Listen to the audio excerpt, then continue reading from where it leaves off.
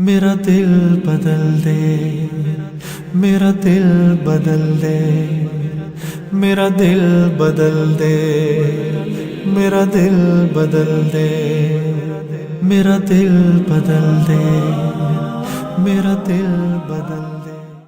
وإمام المتقين وقائد الغر المحجلين وعلى آله وأصحابه أجمعين، أما بعد فأعوذ بالله من الشيطان الرجيم، بسم الله الرحمن الرحيم، إن الذين يحبون أن تشيع الفاحشة في الذين آمنوا لهم عذاب أليم في الدنيا والآخرة، وقال النبي صلى الله عليه وسلم كل أمتي معافى إلا المجاهرين، او كما قال النبي صلی اللہ علیہ وسلم۔ دنیا کے اندر جتنی بھی قومیں رہتی ہیں، جتنے بھی لوگ رہتے ہیں، تو ہر قوم کی اپنی کچھ روایات ہوتی ہیں، ہر قوم کی اپنا ان کا کوئی کلچر ہوتا ہے، کوئی ثقافت ہوتی ہے، ان کی کوئی ٹریڈیشنز ہوتی ہیں، اور ہر قوم کا کلچر دوسری قوم سے مختلف ہوتا ہے۔ کہیں پر کوئی چیز ان کے کلچر اور ثقافت کا حصہ ہوتی ہے، دوسری قوم اس سے بالکل مختلف ہوتی ہے۔ تو مسلمان یہ بھی ایک قوم ہے، مسلمان قوم کا بھی اپنا ایک کلچر ہے۔ ہندو ایک الگ قوم ہے، ان کا اپنا کلچر ہے۔ انگریز ایک الگ قوم ہے، ان کا ایک اپنا الگ کلچر ہے۔ تو کوئی بھی قوم جو باقی رہتی ہے وہ اپنی روایات اور اقدار سے باقی رہتی ہے۔ اگر ایک قوم دوسری قوم کی روایات، اس کی اقدار، اس کی نارم اور ٹریڈیشنز کو اختیار کر لیتی ہے تو پھر وہ دونوں قومیں دو قومیں نہیں رہتی، وہ پھر ایک قوم بن جاتی۔ مثال کے طور پر ہمارے ہاں حیا ہماری روایات کا حصہ ہے، ہمارے اقدار کا حصہ ہے، ہمارے کلچر کا حصہ ہے۔ اسی طرح بڑوں کا احترام، والدین کا احترام، والد کو والد سمجھنا، اس کا احترام کرنا، اس کی ڈانٹ کو برداشت کرنا، اس کی کڑوی کسیلی باتیں سننا، وہ اگر مارے بھی تو تب بھی اس کو برداشت کرنا، یہ ہماری روایات اور ہماری اقدار کا حصہ ہیں۔ یہی چیز اگر آپ یورپین کنٹریز کے اندر چلے جائیں، وہاں پر اگر کوئی والد اپنے بچے کو ڈانٹتا ہے تو بچہ پولیس کو فون کرتا ہے کہ آج میرے ابو نے مجھے ڈانٹا ہے، تو پولیس آتی ہے، یا تو اس کے والد کو اٹھا کر لے جاتی ہے یا پھر اس بچے کو والدین سے جدا کر دیتی ہے کہ تم اس بچے کی تربیت نہیں کر سکتے۔ یہ ان کا کلچر ہے، یہ ان کی روایات ہیں، ان کی اقدار ہیں، ان کی ثقافت ہے، اور ہماری ثقافت ان سے مختلف ہے۔ اسی طرح ہر چیز میں ہمارا لباس اپنا، ہمارا ایک مخصوص لباس ہے، ایک مخصوص طرز زندگی ہے، ان کا اپنا ایک الگ مخصوص لباس ہے، مخصوص طرز زندگی ہے۔ تو اسلام مسلمان قوم کی بھی اپنی کچھ روایات ہیں۔ اگر مسلمان قوم ان روایات اور ان اقدار سے پیچھے ہٹ جاتی ہے تو پھر مسلمان اور کافر میں کوئی فرق نہیں رہتا، اس لیے کہ مسلمان قوم اپنی روایات اور اپنی اقدار کا تعین کرنے میں بھی شریعت کی محتاج ہے۔ مسلمان کی روایات اور اقدار وہ ہوں گی جن چیزوں کو اسلام اجازت دے کہ یہ تمہارے کلچر کا حصہ ہو سکتا ہے، یہ تمہاری ثقافت کا حصہ ہو سکتا ہے، یہ تمہاری تہذیب کا حصہ ہو سکتا ہے۔ اسلام جن جن چیزوں کی اجازت دے گا، مسلمان چاہے کسی ملک کا ہو، کسی زبان کا ہو، عربی ہو یا عجمی ہو، اس کی کلچر میں اور اس کی تہذیب میں وہ چیزیں داخل ہوں گی جس کی شریعت اجازت دیتی ہوگی۔ اس لیے کہ اسلام کمپلیٹ کوڈ آف لائف ہے، مکمل ضابطہ حیات ہے۔ اسلام ہر چیز پر چیک رکھتا ہے، ہر چیز کو آپ کو بتائے گا کہ اس میں یہ چیز ٹھیک ہے اور یہ چیز غلط ہے۔ تو مسلمانوں کی جو روایات ہیں، آج پوری دنیا کے اندر جو کوشش ہو رہی ہے اسلام اور مسلمانوں کے خلاف، وہ اس بات کی ہو رہی ہے کہ مسلمانوں کو اپنی روایات اور اپنی اقدار سے ناآشنا کر دیا جائے. ان کو یہ پتہ نہ ہو کہ ہم کن کی اولاد ہیں، ہمارے آباء و اجداد کون تھے، ہمارے آباء و اجداد کا رہن سہن کیسا تھا، ان کا طرز زندگی کیسا تھا، انہوں نے کس طریقے سے زندگی گزاری ہے. ان چیزوں سے ان کو دور کر دیا جائے. اسی کو 5th جنریشن وار کہا جاتا ہے. آج کی دنیا کی جدید ترین جنگ ایٹم بم سے نہیں لڑی جاتی، کسی بم، کسی اسلحے، کسی کارتوس سے نہیں لڑی جاتی. آج کی دنیا کی جدید ترین جنگ وہ نظریات کی جنگ ہے، وہ اقدار اور روایات کی جنگ ہے. جس قوم نے دوسری قوم کی روایات کو قبول کر لیا وہی قوم شکست خوردہ ہوگی، اور جو قوم اپنی روایات، اپنا کلچر دوسرے پر مسلط کرنے میں کامیاب ہو گئی وہ قوم فاتح ہوگی. آج کی دنیا میں جو جنگ لڑی جا رہی ہے وہ یہ جنگ ہے. پہلے تلواروں کا دور تھا، پھر اسلحے کا دور آیا، اب اسلحے کا دور بھی ختم ہوتا جا رہا ہے.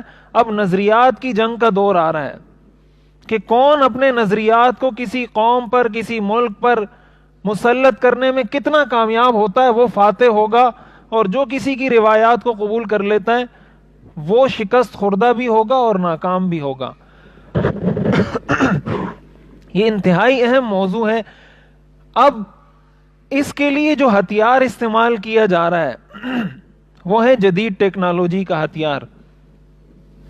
جدید ٹیکنالوجی میں انٹرنیٹ بھی آ جاتا ہے، موبائل بھی آ جاتا ہے، ٹی وی بھی آ جاتا ہے. جو بھی جدید چیزیں، جدید ڈیوائسز ہیں، جدید آلات ہیں، یہ ساری چیزیں جدید ٹیکنالوجی میں آتی ہیں. اب دیکھیں، ٹیکنالوجی اپنی ذات میں نہ اچھی ہے نہ بری ہے. شریعت ہمیں بتائے گی کہ ٹیکنالوجی کا استعمال یہاں تک ٹھیک ہے، یہاں تک جائز ہے، اور اس باؤنڈری کو اگر آپ کراس کریں گے تو یہ آگے والا کام اس ٹیکنالوجی کے ذریعے جو آپ کر رہے ہیں یہ آپ کے لیے ناجائز اور حرام ہو جائے گا. اگر ہم اسلام کو مکمل ضابطۂ حیات مانتے ہیں اور یہ بات ہم واقعتاً دل سے تسلیم کرتے ہیں کہ اسلام قیامت تک انسانیت کی رہنمائی کرنے کے لیے کافی ہے، تو پھر ہمیں اس ٹیکنالوجی کے استعمال میں اسلام سے مدد لینی ہوگی، رہنمائی لینی ہوگی کہ آیا ٹیکنالوجی کا استعمال میں اس کام میں کر سکتا ہوں یا نہیں کر سکتا. اگر ہم ان چیزوں سے آزاد ہو جاتے ہیں، اگر ہم جدید ٹیکنالوجی کے استعمال میں اسلام کی رہنمائی سے آزاد ہو جاتے ہیں، اس کا مطلب یہ ہوگا کہ ہم نے اپنی روایات اور اپنی تہذیب کا سودا کر لیا. ہم دوسری قوم کی روایات اور تہذیب کو ایکسپٹ اور قبول کرنے کے لیے ذہنی طور پر تیار ہو گئے، اور اس تیاری کی، اس قبول کرنے کی علامت یہ ہے کہ ہم نے اپنے اوپر سے اسلام کا چیک ہٹا دیا کہ اب ہمیں اسلام کی رہنمائی اس بارے میں نہیں چاہیے کہ ٹیکنالوجی کیسے استعمال کرنی ہے، کیسے نہیں. جب یہ رہنمائی نہیں چاہیے، اس کا مطلب اب اس ٹیکنالوجی کے ذریعے آپ تک جو چیز پہنچے گی، جو چیز آپ کے ذہن میں ڈالی جائے گی، جو طریقہ آپ کو بتایا جائے گا، آپ آنکھیں بند کر کے اس کے پیچھے چلنا شروع ہو جائیں گے. اور جب آنکھیں بند کر کے اس کے پیچھے چلنا شروع ہوں گے تو ظاہر ہے کہ وہ آپ کو کسی کامیابی کی طرف، مسلمانوں کا دشمن کبھی مسلمانوں کو ترقی کی طرف نہیں لے کر جائے گا، وہ ہمیشہ کوشش کرے گا کہ اس کو ناکام کرے. یہ تو ایک اصولی بات میں نے عرض کی. میں اس کی چند مثالیں دیتا ہوں تاکہ یہ بات ہماری سمجھ میں آئے. ہمارے ہاں سوشل میڈیا استعمال کیا جاتا ہے. سوشل میڈیا کے اوپر ہم بہت ساری چیزوں میں بلا تحقیق ایسے پڑ جاتے ہیں کہ ہمیں پتہ ہی نہیں چلتا. مثال کے طور پر دیکھیں، ہمارے ہاں فیس بک میں ایک آپشن آتا ہے. آپشن یہ آتا ہے کہ آپ اس میں اپنی فیلنگز دیتے ہیں کہ میں ابھی بیمار ہوں، میں ابھی خوش ہوں، وغیرہ وغیرہ. اس میں ایک آپشن انہوں نے دیا ہوا ہے کہ جو لوگ فلمیں دیکھ رہے ہوتے ہیں، موویاں دیکھ رہے ہوتے ہیں، کوئی بھی چیز دیکھ رہے ہوتے ہیں، تو وہ آگے جا کر اس میں لکھتے ہیں کہ واچنگ، اور آگے مووی کا اور فلم کا نام لکھ دیتے ہیں کہ میں یہ مووی اس وقت دیکھ رہا ہوں، اور اس کو فیس بک پر ڈال دیتے ہیں، اور سارے اس کے دوستوں کو پتہ چل جاتا ہے کہ میرا یہ دوست اس وقت یہ فلم دیکھ رہا ہے۔ اب یہ تو ہوئی جدید ٹیکنالوجی۔ اب آتے ہیں اسلام کی رہنمائی کی طرف، تاکہ ہمیں پتہ چلے کہ اسلام کیسے مکمل ضابطہ حیات ہے، حضور علیہ الصلاۃ والسلام نے کیسے قیامت تک کے لیے ہماری رہنمائی کی ہے۔ بخاری اور مسلم کی حدیث ہے، متفق علیہ حدیث ہے، حضور علیہ الصلاۃ والسلام نے ارشاد فرمایا، کل امتی معافا الا المجاہرین، میری امت کے سارے لوگوں کو معافی مل جائے گی سوائے ان لوگوں کے جو کھلم کھلا گناہ کرتے ہیں۔ اب سوال پیدا ہوتا ہے کھلم کھلا گناہ کرنے سے مطلب کیا ہے؟ حضور علیہ الصلاۃ والسلام نے فرمایا، ان من المجاہرۃ ان يعمل الرجل باللیل عملا ثم يصبح وقد سترہ اللہ علیہ فیقول یا فلان عملت البارحة كذا وكذا وقد بات يسترہ ربہ ويصبح يكشف ستر اللہ عنہ۔ آدمی جب حدیث کے الفاظ پڑھتا ہے تو حیران ہو جاتا ہے کہ حضور نے 1400 سال بعد کے حالات کا نقشہ اس زمانے میں کیسے کھینچ دیا تھا۔ آپ نے فرمایا مجاہرت کا مطلب یہ ہے، کھلم کھلا گناہ کرنے کا مطلب یہ ہے کہ انسان رات کو کسی سے چھپ کر کوئی گناہ کرتا ہے اور اللہ اس پر پردہ ڈال دیتا ہے، کسی کو پتہ ہی نہیں چلتا اس نے یہ گناہ کیا یا نہیں کیا۔ جب صبح ہوتی ہے وہ سب کو جا کر کہتا ہے، یا فلان یا فلان، اے فلان اے فلان، عملت البارحة کذا وکذا، میں نے کل رات کو یہ گناہ کیا ہے، یہ گناہ کیا ہے، یہ گناہ کیا ہے۔ اللہ اس پر پردہ ڈالنا چاہ رہا تھا اور یہ ایک ایک کو جا کے بتا رہا ہے کہ میں نے یہ گناہ کیا ہے۔ ہم جب فیس بک پر یہ ڈالتے ہیں نا کہ میں یہ مووی دیکھ رہا ہوں، اللہ ہمارے اوپر پردہ ڈال رہا ہے کہ بھائی چل تو مووی دیکھ رہا ہے، لیکن ایک گناہ ہے جو تو اپنے لیے کر رہا ہے۔ ہم فیس بک پر ڈال کے کہتے ہیں یا فلان یا فلان یا فلان یا فلان، سارے دیکھ لو، سارے جان لو، سارے سن لو کہ میں یہ گناہ کر رہا ہوں۔ حضور نے فرمایا میری امت کے سارے لوگوں کو قیامت کے دن معافی ملے گی، اس شخص کو اللہ کبھی بھی معاف نہیں کرے گا۔ اب یہ ہے جدید ٹیکنالوجی کا غلط استعمال اور حضور علیہ الصلاۃ والسلام کی اس کے بارے میں رہنمائی۔ اسی طرح کوئی گانا سن رہا ہوگا تو وہاں جا کے لکھ دے گا کہ میں یہ سانگ سن رہا ہوں، میں یہ گانا سن رہا ہوں، ساری دنیا کو پتہ چل جائے گا کہ میرا یہ دوست یہ گناہ کا کام کر رہا ہے۔ اب اس میں دو بڑے گناہ ہیں۔ پہلا گناہ یہ کہ اس میں کھلم کھلا جب انسان اعلان کرتا ہے اپنے گناہ کا، یہ اللہ کو چیلنج دینے کے مترادف ہے۔ ایک ایک انسان چھپ کر گناہ کر رہا ہے، کسی کو پتہ نہیں۔ دوسرا یہ کہ چھپ کر گناہ کیا پھر سب جا کے لوگوں کو بتا رہا ہے کہ میں نے یہ گناہ کیا ہے، میں نے کل اس لڑکی کے ساتھ بات کی، کل اس لڑکی کو تنگ کیا، کل یہ گانا سنا، کل یہ مووی دیکھی۔ یہ اللہ کو چیلنج دے رہا ہے کہ میں کھلم کھلا اتنا گناہ کر رہا ہوں، اللہ کے پاس اگر پاور ہے تو مجھے عذاب دے کر دکھائے، میں نے تو یہ گناہ بھی کیا ہے، یہ بھی کیا ہے، یہ بھی کیا ہے۔ نمبر ایک۔ دوسرا گناہ اس میں بہت بڑا یہ ہے کہ آپ دوسرے لوگوں کو گناہ کی دعوت دے رہے ہیں۔ آپ جب یہ لکھتے ہیں کہ میں یہ فلم دیکھ رہا ہوں، میں یہ گانا سن رہا ہوں، اس کا مطلب آپ اپنے سارے دوستوں کو کہہ رہے ہیں کہ آپ بھی یہ فلم دیکھیں، آپ بھی یہ گانا سنیں۔ جتنے لوگ آپ کے اس کام کی نحوست سے وہ فلم دیکھیں گے، سب کا گناہ آپ کے کھاتے میں آئے گا۔ تو آپ اندازہ کریں کہ اس گناہ ایک صدقہ جاریہ ہوتا ہے اور ایک گناہ جاریہ ہوتا ہے، یہ کتنا بڑا گناہ جاریہ ہے۔ آپ نے فیس بک پر ڈالا اور وہ ڈالنے والا مر گیا، زندگی موت کا تو کچھ پتہ نہیں۔ جب تک وہ فیس بک کی آئی ڈی موجود ہے، آپ کے دوست جا جا کر دیکھتے رہیں گے کہ میرے اس نوجوان دوست نے اپنی آئی ڈی پر یہ کچھ لکھا تھا کہ میں یہ فلمیں دیکھتا ہوں، وہ بھی اس پہ کلک کرتے رہیں گے، فلمیں دیکھتے رہیں گے، آپ قبر میں پڑے ہوں گے اور یہ گناہ جاریہ کا وبال قبر میں آپ کو پہنچ رہا ہوگا۔ یہ ہے جدید ٹیکنالوجی کا وہ استعمال جس میں ہم اپنی روایات کو بھلا دیتے ہیں۔ ہم یہ بھول جاتے ہیں کہ آیا شریعت کوئی رہنمائی کرتی ہے یا نہیں کرتی۔ اسی طرح ہمارے ہاں بہت ساری ایسی اپلیکیشنز آ گئی ہیں، بہت ساری ایسی چیزیں آ گئی ہیں جو سراسر بے حیائی پر مشتمل ہیں۔ اس میں بے حیائی کے علاوہ کچھ ہے ہی نہیں. قرآن کریم میں اللہ تعالیٰ نے ارشاد فرمایا یہ اللہ کا کلام ہے, اللہ کا کلام ہے. ان الذین یحبون ان تشیع الفاحشۃ فی الذین آمنوا, اللہ فرماتے ہیں بے شک وہ لوگ جو اس بات کو پسند کرتے ہیں, ان تشیع الفاحشۃ کہ بے حیائی پھیلے, فی الذین آمنوا ایمان والے معاشرے میں. اللہ فرماتے ہیں لہم عذاب علیم فی الدنیا والآخرہ, اللہ فرماتے ہیں ایسے لوگوں کے لیے دنیا میں بھی دردناک عذاب ہے اور آخرت میں بھی دردناک عذاب ہے. ایسے لوگوں کو میں دنیا میں بھی رسوا کروں گا اور آخرت میں بھی رسوا کروں گا. معاشرے میں بے حیائی پھیلانے کا سبب بننے والوں کے بارے میں اللہ نے قرآن میں کہا ہے کہ اس شخص کو میں دنیا میں ذلیل اور رسوا کروں گا.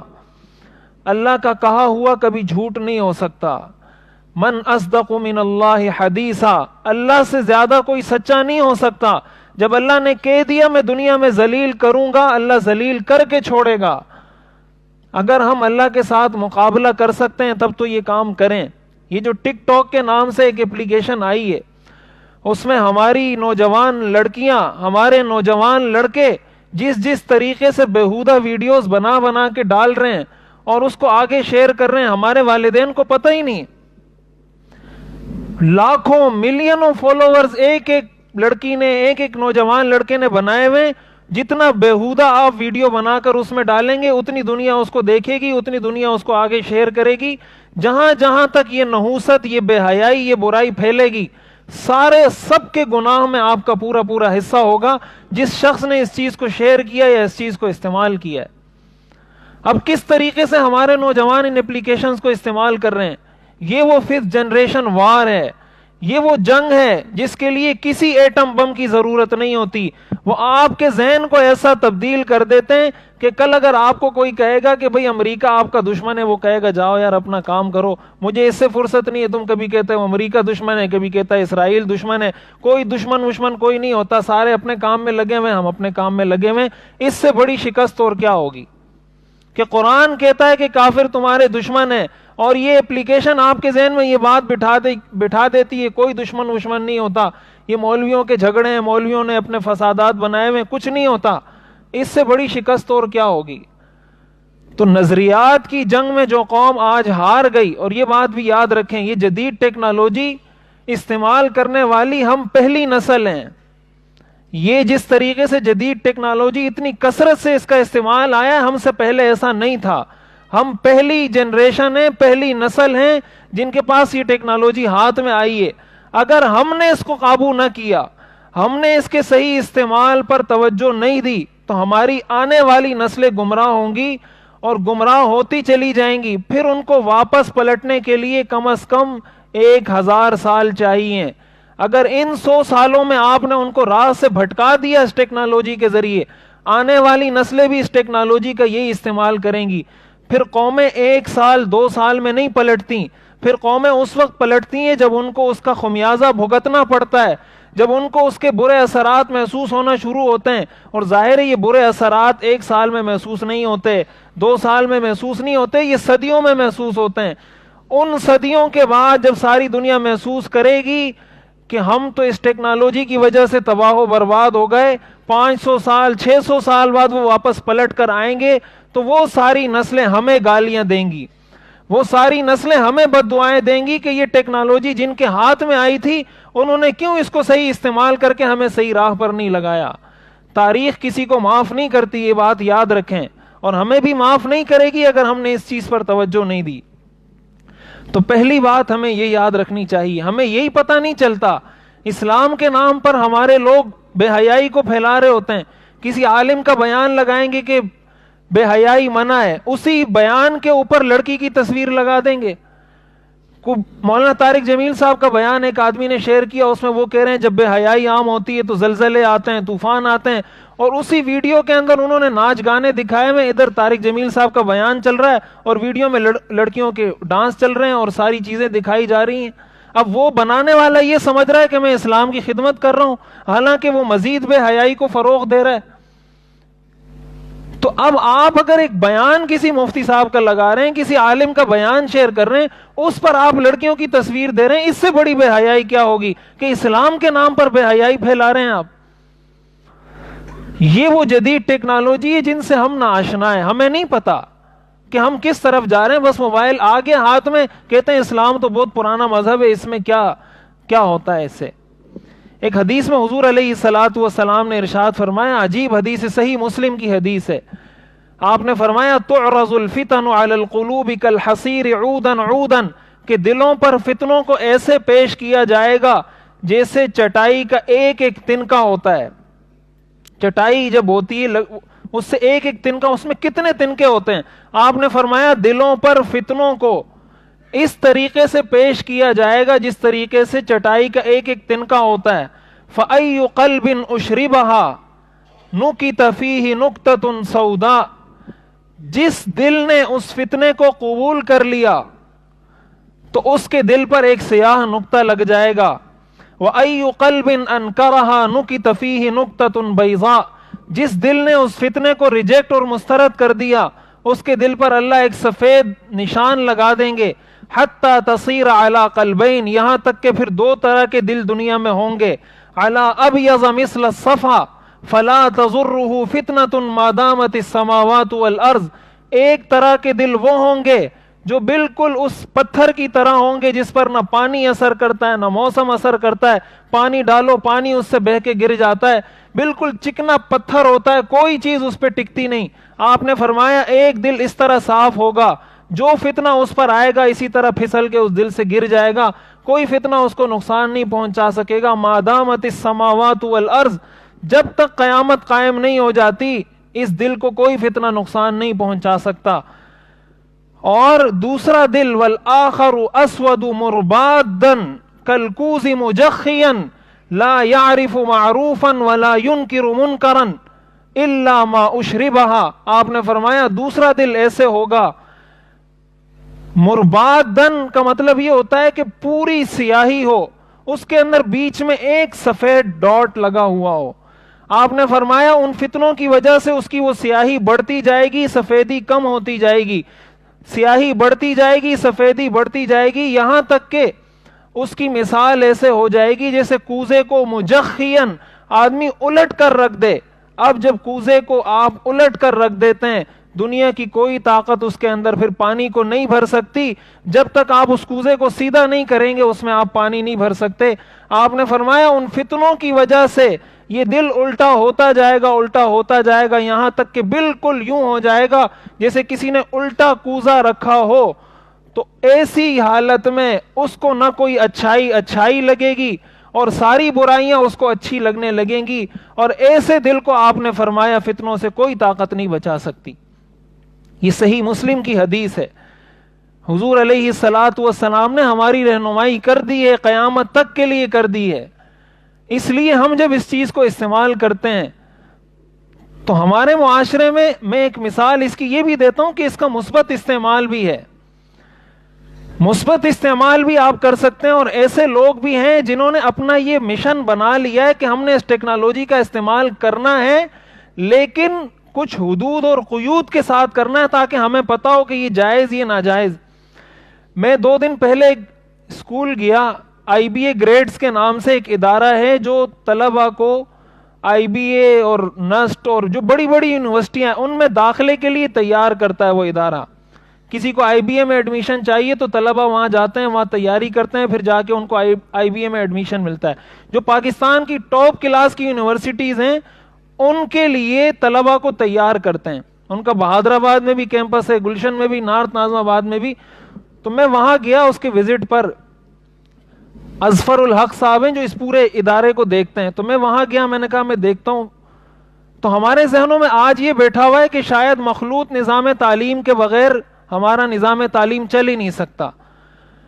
وہاں ہم گئے, میں آپ کو جدید ٹیکنالوجی کا صحیح استعمال بتا رہا ہوں. ان سے میں نے پوچھا آپ کے پاس یہاں لڑکیاں بھی آتی ہیں, لڑکے بھی آتے ہیں, اور سارے ظاہر ماڈرن طبقے کے لوگ ہوتے ہیں. ان بڑے اداروں میں تو وہی لوگ داخلہ لیتے ہیں جن کے پاس اتنا پیسہ ہوتا ہے. تو آپ کس طریقے سے ان کو پڑھاتے ہیں؟ انہوں نے ایک کیمرہ لگایا ہوا ہے डॉक्यूमेंट कैमरा बोलते हैं उसको, जहां उस्ताद बैठ के पढ़ाता है। मसलन यहाँ उस्ताद बैठ के पढ़ाना चाह रहा है, एक दीवार उन्होंने लगाई हुई है, यहाँ लड़के बैठे हुए और उस्ताद उन्हीं लड़कों के साथ बैठा हुआ है, बीच में दीवार है, दूसरी तरफ दूसरी क्लास में लड़कियां बैठी हुई हैं। उस उस्ताद ने यहाँ एक डॉक्यूमेंट कैमरा बोलते हैं उसको, वो लगाया हुआ है और उसने यहाँ एक सफा रखा हुआ है जिसपे वो लिख रहा होता है। अब बड़ी बड़ी स्क्रीनें उन्होंने लगाई हुई हैं, इस क्लास में भी बड़ी स्क्रीन लगाई हुई है, उस क्लास में भी बड़ी स्क्रीन लगाई हुई है।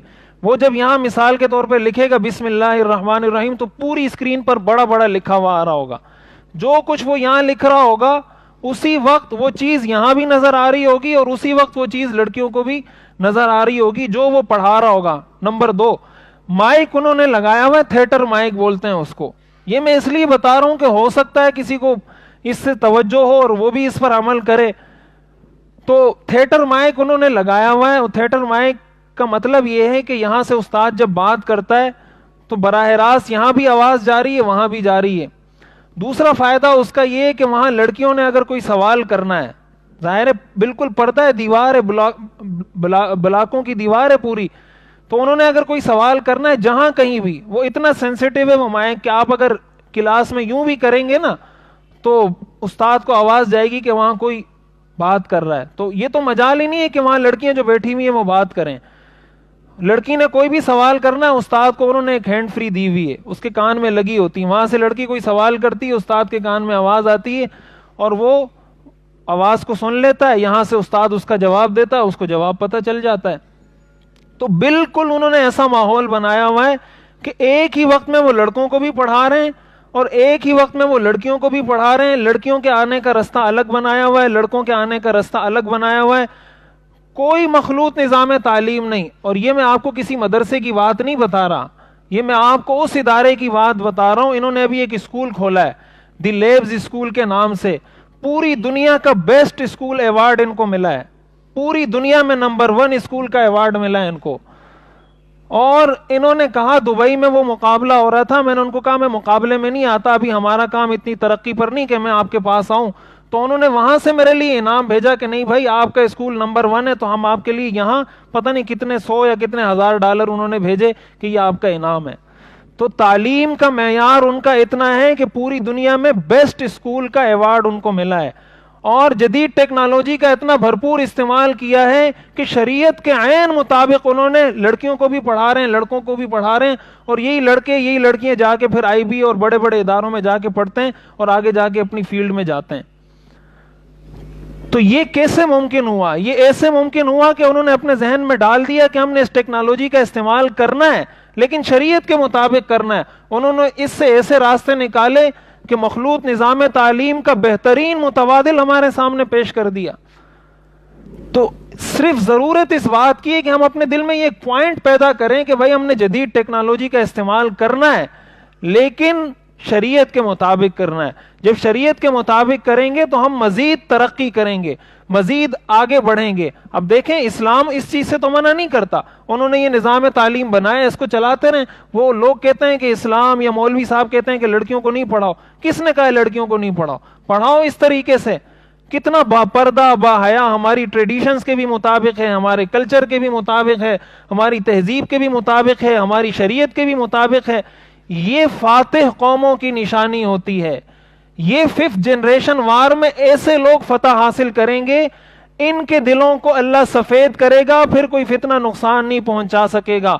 और जो इस 5th जनरेशन वार से मुतासिर होकर शिकस्त खा लेंगे, इनके दिल पर वो सियाह नुक्ता लगेगा जिस पर किसी मौलवी साहब का बयान, कोई कुरान की आयत, कोई हदीस असर नहीं करेगी। अल्लाह ताला हमारी हिफाजत फरमाए कि कहीं हमारे दिल ऐसे ना बन जाएं।